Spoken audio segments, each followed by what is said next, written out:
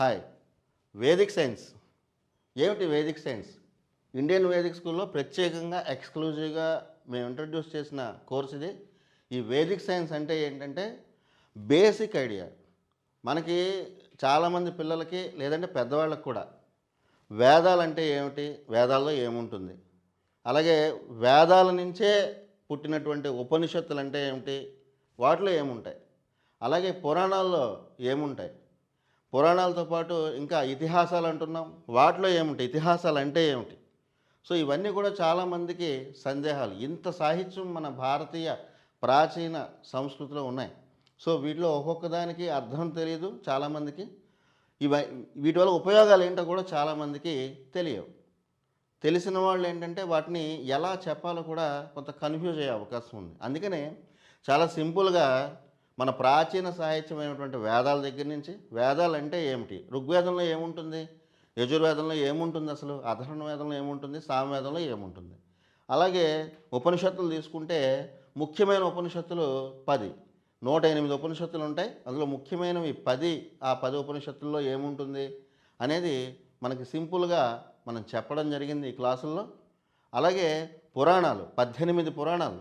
ఒక్కొక్క పురాణంలో ఏ అంశాల గురించి చెప్పారు? అసలు ఆ 18 పురాణాలు ఏంటి? అసలు ఆ పురాణాలు ఎక్కడి నుంచి వచ్చాయి? అలాగే ఉపనిషత్తులు కానీ పురాణాలు, ఇతిహాసాలు. ఇతిహాసం అంటే ఏమిటి?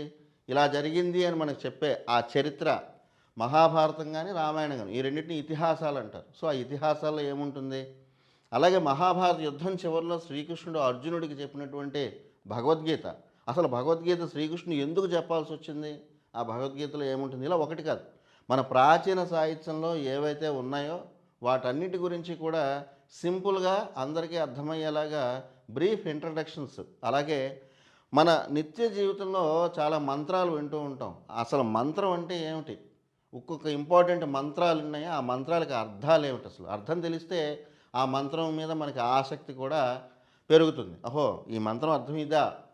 అందుకే ఇది మనం ఇంకా బాగా చదవాలి. మంత్రం చదవడం వల్ల ఉపయోగాలు ఏంటి?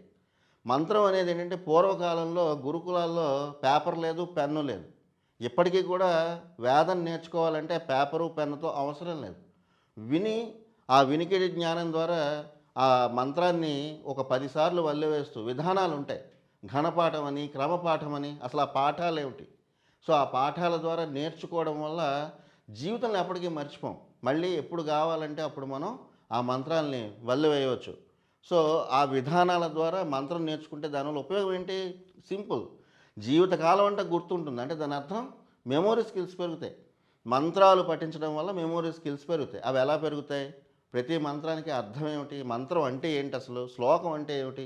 ఇలా ఒకటి కాదు, మన ప్రాచీన సాహిత్యంలో ఉన్నటువంటి చాలా ఏవైతే గొప్ప గొప్ప వేదాలు కానీ, పురాణాలు కానీ, ఇతిహాసాలు కానీ, మంత్రాలు కానీ, శ్లోకాలు కానీ వీటన్నిటి గురించి అర్థాలని చాలా సులువైనటువంటి భాషలో, చిన్న పిల్లలకు కూడా అర్థమయ్యేటువంటి భాషలో మేము ఈ క్లాస్లో చెప్పడం జరిగిందనమాట. అసలు ఇన్నెందుకు అని అంటే మనం ఇందులో డిస్క్రిప్షన్లో మనకి చెప్పుకోవాలని అంటే వేదాలందరికీ అర్థం కావేమోనని వేదాల్లో సారాంశం అంతటిని తీసుకొచ్చి ఉపనిషత్తుల్లో చెప్పారు మహర్షులు.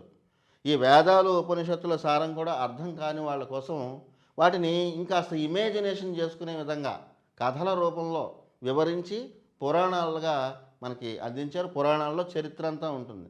ఈ పురాణాల్లో ఉన్నటువంటి చరిత్రలకు అనుసంధానంగా భారతదేశ చరిత్రలో జరిగిన అద్భుతమైన ఘట్టాలతో ఇతిహాసాలు, రామాయణ మహాభారతాలు మనకు అందించారు. అంటే అర్థం కాని వాళ్ళ కోసం ఇంకా ఇంకా సింపుల్గా అర్థం కావడం కోసం ఈ వేదాలు అర్థం కాకపోతే పురాణాలు చదవాలి, పురాణాలు అర్థం కాకపోతే ఇతిహాసాలు చదవాలి.